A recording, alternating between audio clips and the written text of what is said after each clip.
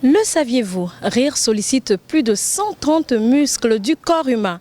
Installez-vous confortablement parce que le rendez-vous de la bonne humeur hebdomadaire, il a déjà commencé. Et vous savez quoi? Nous allons vous aider à travailler ces un peu plus de 130 muscles aujourd'hui, tout en rire, tout en bonne humeur. Afrobuzz Lomé Family, je suis Naïda Sambo, vous êtes dans Afrobuzz Lomé sur Vox Africa et c'est le top départ, c'est lancé, on y va!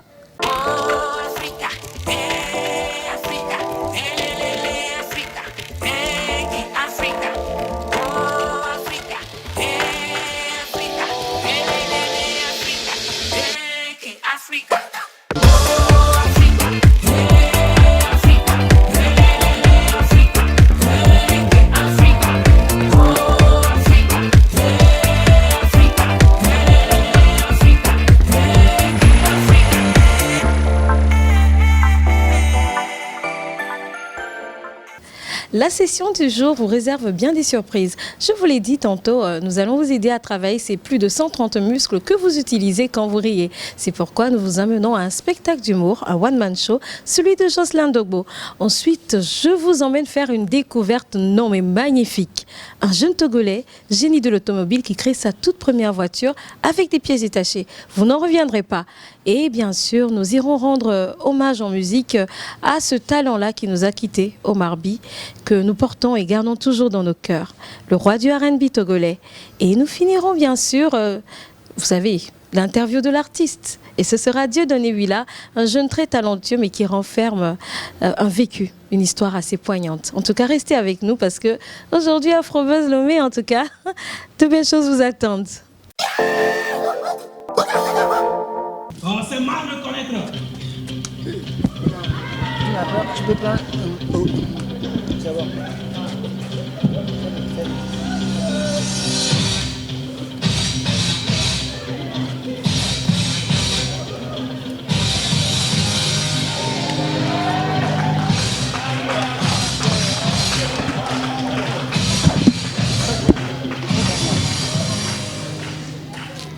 Titi Goti and the elephant. Titi Goti is the smallest animal in the forest. But the elephant is the biggest animal in the forest. So Titi Goti and the elephant will fight. Titi Goti was on the left and the elephant was on the right. So both of them will run and meet at the middle. So Titi Goti run, the elephant run. Titi Goti run, the elephant run. Titi Goti run, the elephant run. Oh, Titi Goti run. Oh, Titi Goti run. So, like David and Goliath in the Holy Bible, Titi Goti saw his pistolet. It is a revolver. and he shoot the elephant. The elephant fell on the floor. The elephant said, Professeur Abaoué, vous êtes venu pour soutenir un jeune frère ou vous êtes venu pour rigoler et vous détendre? Je suis venu faire les deux. Je suis venu faire les deux et je crois que je pars en étant satisfait parce que je suis venu soutenir un jeune qui a du talent et qui a besoin de soutien. Et je suis venu aussi passer une belle soirée parce que le spectacle il était d'un très grand niveau. Le spectacle, comment vous l'avez trouvé? C'était bien, on a beaucoup rigolé, en tout cas, bon, c'était bien, moi j'ai trouvé que c'était bien. le petit Jocelyn ici présent ne va pas nous faire croire qu'il ne savait pas qu'il fallait se protéger pour ne pas endosser la fille de monsieur André Talon. Votre honneur, la petite que nous tous nous prenions pour nous dépanner dans le quartier, cet énergumène, cet égoïste-là enceinte, tout seul, sans nous. Votre honneur, ce chien vert, ce macaroni sans tête. Excusez-moi, votre honneur, c'est le gourmet. Pardon, c'est l'émotion. Nemo, sans cette tour, ignorer les dieux. Ce qui veut dire. Ce qui veut dire.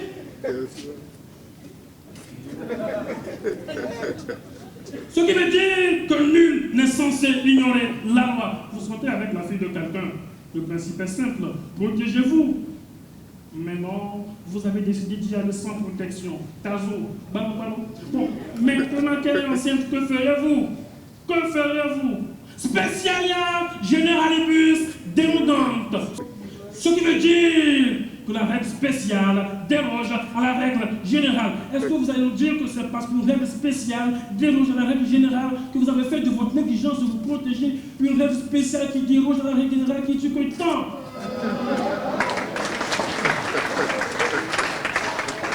Tant que la fille de quelqu'un est toujours sur les bancs de l'école, vous ne deviez pas l'ancienneté. Et à l'article 1281 du Code togolais de Mongolie, en son alinéa premier de dire que, en aucun cas, votre honneur, nul n'est censé endosser une fille s'il n'est pas sûr d'être seul sur le dossier. Et alinéa deuxième d'ajouter que même s'il doit le faire, il doit être sûr que ce n'est pas dans le même quartier. Votre honneur, est-ce que ce monsieur Jocelyn Dogo a pensé aux parents de la fille pour qui leur enfant est un espoir de demain? Et éventuellement, le source de revenu secondaire. Votre honneur, ce monsieur doit payer pour les dommages qu'il a causés car qui peut et n'empêche pète. Votre honneur, n'oubliez pas que Duralex, Seglex, ce qui veut dire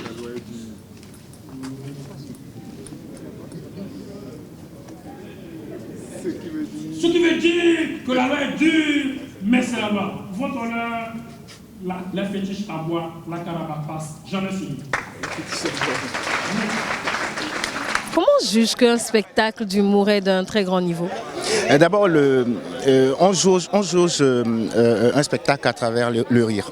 Parce qu'en fait, le but de l'humour, c'est de faire rire. Donc, quand tu vois des gens rire, ça veut dire que le spectacle, ça va. Donc, si quelqu'un il vient et il rigole, c'est bon. Maintenant, sur le plan professionnel et artistique, nous, peut-être, on recherche autre chose pour voir la cohérence ou la qualité des vannes et tout ça. Mais ça, c'est beaucoup plus technique. Maintenant, quand tu regardes la thématique qu'il a choisie, il n'y a pas de sous-métier. Quand tu regardes artistiquement comment il a développé cette thématique jusqu'à la fin, c'est que c'était extraordinaire. Et quand tu vois des sketchs dans le stand-up, nous on appelle ça du sketch-up. Par moment, il rentre dans un personnage et il l'interprète très bien.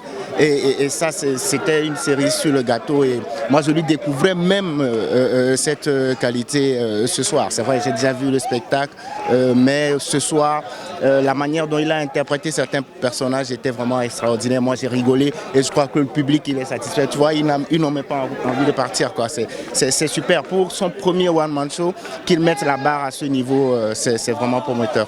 Je ne sais pas si vous le savez, mais récemment, moi aussi, je suis rentré en studio. Mais moi, c'était pas pour crier dans les oreilles des gens. Hein. Genre, oh, impossible! Vous en avez 10, nous en avons un. Jocelyn Dogo, non.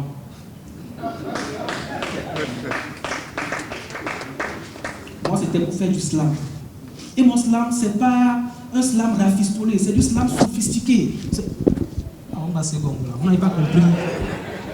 Faites semblant de rire, on va avancer. Parce que si je vais expliquer les mots là.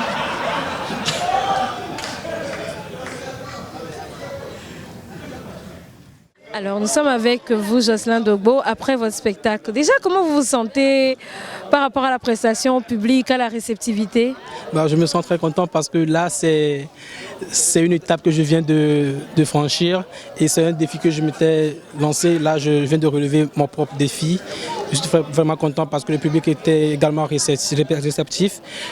Et ça m'a permis de plus me lancer, de plus continuer dans ce que je faisais. Voilà. On a vu Jocelyn acteur, Jocelyn chanteur, Jocelyn humoriste, avocat, tout ça à la fois. Mais comment tu fais? Ça, c'est le spectacle One Man Show. Hein. C'est un spectacle qui regorge de tout, en fait. Hein. De la danse, du slam, de l'improvisation, de l'actorat. Il faut qu'on sente que tu es capable de tout faire, en fait, en un seul spectacle. Voilà, donc c'est la répétition. Hein. La répétition sur répétition. Et tout cela n'est pas venu d'un seul jour ou bien d'un seul mois. Alors le spectacle, j'ai adoré, c'était très bien. Ça voit que ça travaille, ça cherche et je suis vraiment contente vu que Jocelyn, on se connaît depuis quelques années déjà. Donc je vois l'évolution, je vois qu'il y va en fait, il travaille et ça donne, c'est prometteur, très prometteur d'ailleurs. Okay, Bibi Scottu est le metteur en scène de ce magnifique spectacle que nous avons vu ce soir. Comment s'est fait la préparation et quel a vraiment été ton rôle dans l'organisation? Eh bien, merci beaucoup. Bon, je vais commencer par la deuxième question. En fait, je suis le metteur en scène, en même temps directeur artistique. Et c'est des répétitions sur répétitions. Il faut travailler sur les personnages à interpréter. Il faut travailler sur même la diction de l'artiste. Il faut travailler sur sa façon de se tenir sur scène. Parfois, il y avait quelques erreurs. Il fallait corriger tout ça pour qu'à la fin de ce spectacle, l'artiste sorte grandi. Afrobuzz Lomé Family, nous sommes à Lomé, plus précisément dans le quartier du Choléra. Et je vous emmène découvrir quelque chose d'assez spécial. Un génie de l'automobile togolais qui crée sa toute première voiture à partir de pièces détachées. Il n'a que 25 ans, il n'a pas étudié la mécanique, il est autodidacte. Et nous allons découvrir ce qu'il a pu faire le jour. Déjà, je vous montre, c'est la Rafix. Et je vais rentrer dedans tout à l'heure, je vais tester et vous verrez. En tout cas, je vous assure, ce sera plein de découvertes.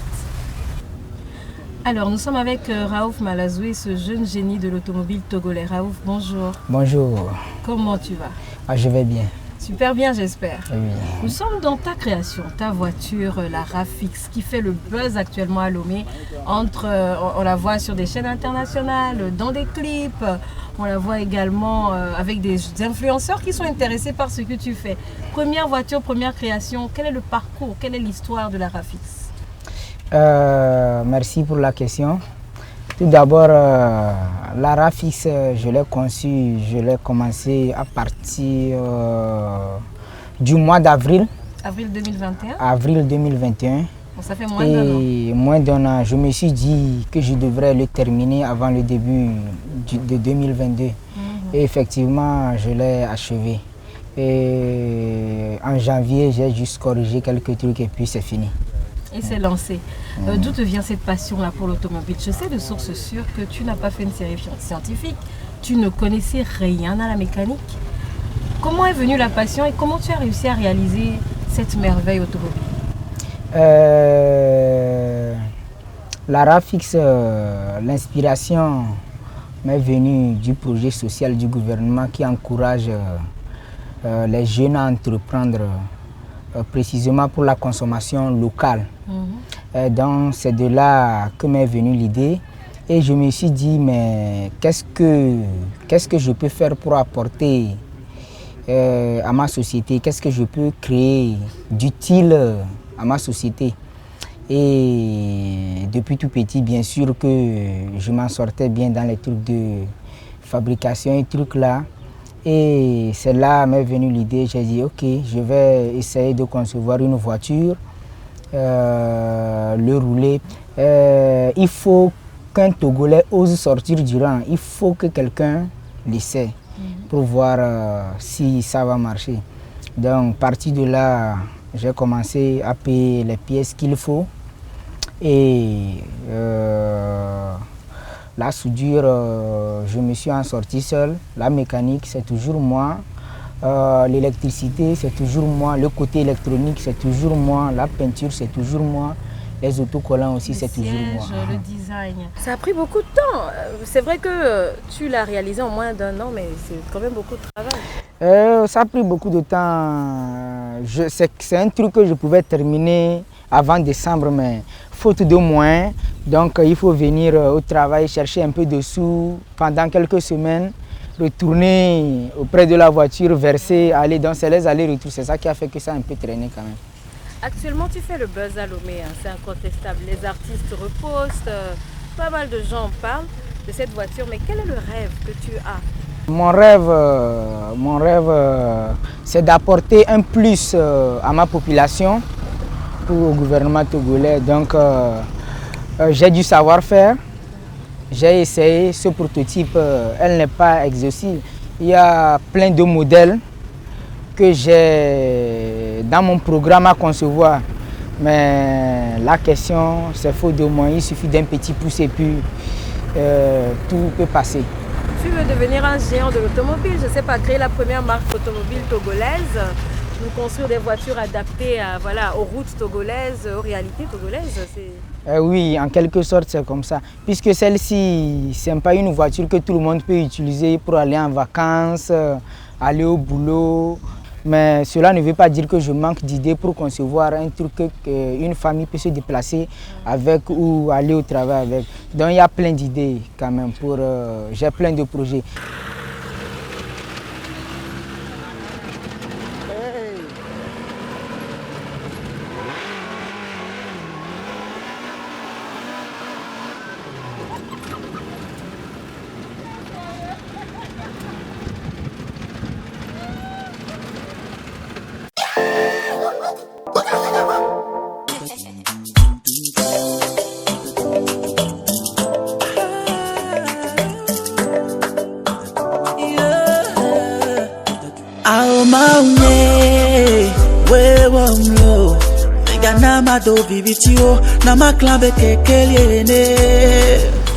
La date du 20 février, ici au Togo, à Lomé, a un sens énorme dans le cœur des Togolais.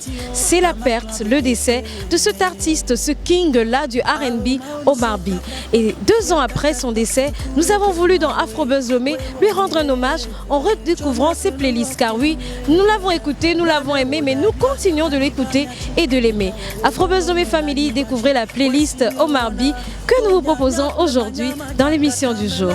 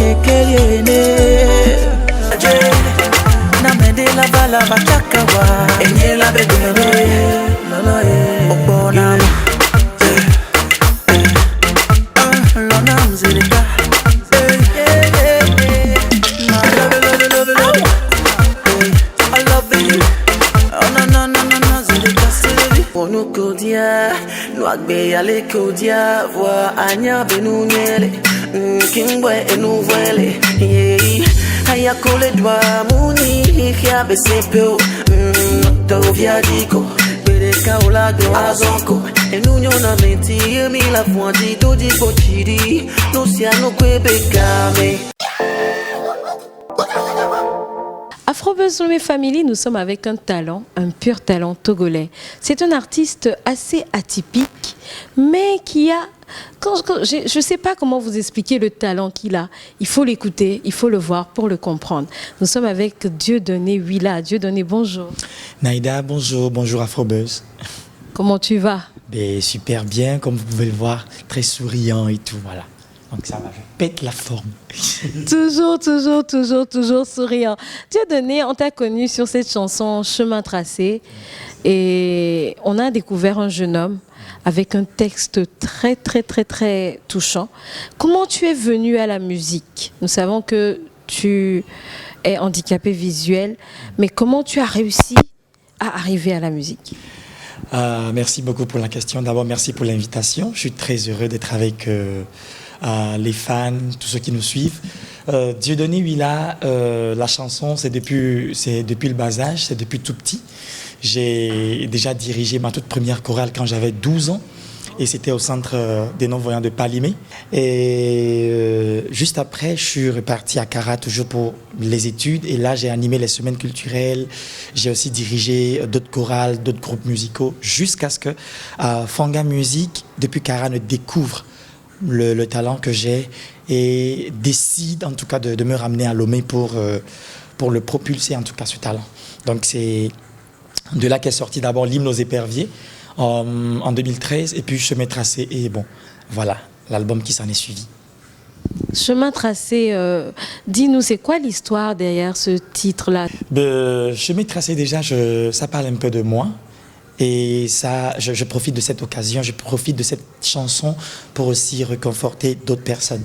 Vous savez, il y a beaucoup qui ont cru qu'étant une personne handicapée, on est, si je peux me permettre de le dire, nuisible pour la société. Mais là, moi, je viens leur dire que mon chemin est tracé. Être une personne handicapée ne veut pas dire que c'est fini, la vie est fichue et tout. On peut être une personne handicapée et percer. Dans quelle catégorie tu es? Parce qu'on sait déjà que tu composes et tu as de très beaux textes. Tu te vois dans quelle catégorie? Dieudonné, je suis plus un donneur d'espoir. Okay. J'aime tellement donner de l'espoir. Même Quand je te fais le coupé décalé, j'ai un message quand même qui te donne espoir. Quand je te fais le zouglou, quand je te fais le kamon, le agbadja, le R&B, tout ce que tu veux, j'ai quand même un message qui te donne espoir. J'ai envie de te lancer un défi là. Tu as parlé de zouglou. Est-ce que Dieudonné peut nous donner de l'espoir en zouglou en intégrant Afrobuzz Lomé dans son texte? Là tout de suite. Hey, ayo, yeah, ayo, ayo, ayo. Toi qui es désespéré, abattu, tu ne sais où aller, vers qui te tourner. Regarde Afrobuzz, tu auras ton espoir, tu auras la force d'avancer, oh mon ami, oh. Aïe, oh, aïe, oh, yeah, aïe, oh, aïe, les mamas, écoute, oh, aïe, oh, aïe, aïe, oh. Merci beaucoup, Dieudonné. Je crois qu'on va faire l'hymne d'Afrobuzz Lomé, qui sait. Comment se fait le processus de création de son à ton niveau? Il y en a qui disent qu'ils sont sous la douche et puis, paf, une chanson vient. Ou bien ils sont, je ne sais où, ils dorment la nuit. Comment tu crées ta musique? Ok, je dirais tout simplement d'abord, bon, dans un premier temps, que la source de mes inspirations, vous savez, vous voyez, mon nom commence toujours par Dieu. Donc Dieu, c'est mon papa, je suis son enfant. Donc tout ce que je fais, je le fais avec lui. Sans lui, je fais rien.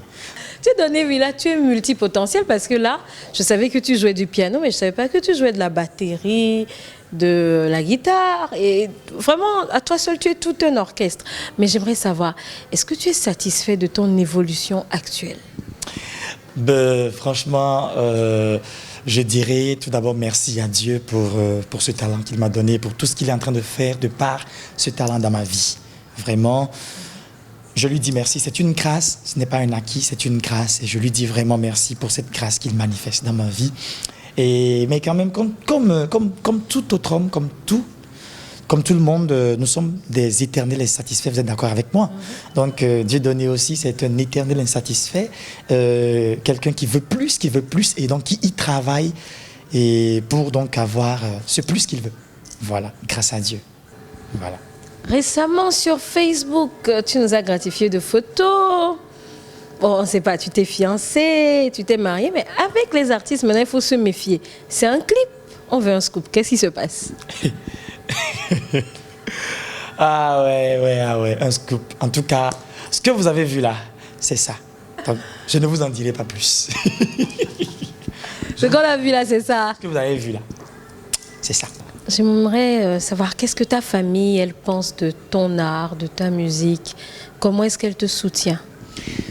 Je vous dirais tout simplement que j'ai la meilleure famille au monde. La meilleure famille qui puisse exister au monde, en tout cas.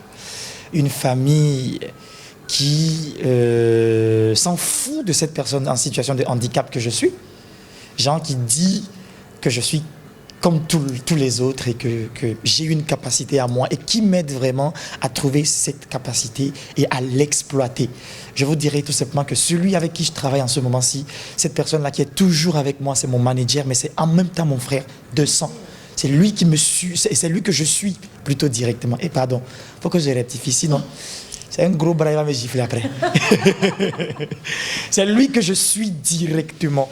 Et depuis tout petit, il a toujours été avec moi. Il continue toujours par être avec moi. Malgré tous les problèmes, je profite de l'occasion pour quand même lui dire merci. Merci du fond du cœur, merci. C'est pas facile. Il le fait avec fierté. Merci beaucoup à lui. Donc, je dirais tout simplement oui. Ils ont cru en ce talent que j'ai. Et ils m'accompagnent, ils me soutiennent. Ils sont toujours avec moi. Je leur dis merci en tout cas. Voilà. D'accord. On ne finit jamais les interviews Afrobuzz sans parler du plat préféré de l'invité. Quel est ton plat togolais préféré? Seigneur Jésus, tu me prends maté. Tu prends Dieudonné maté. Bon, Jean, à partir de 10h, 11h, tu lui présentes un bon plat de foufou avec de la sauce d'arachide. Il te dévore ça en un rien. Putain.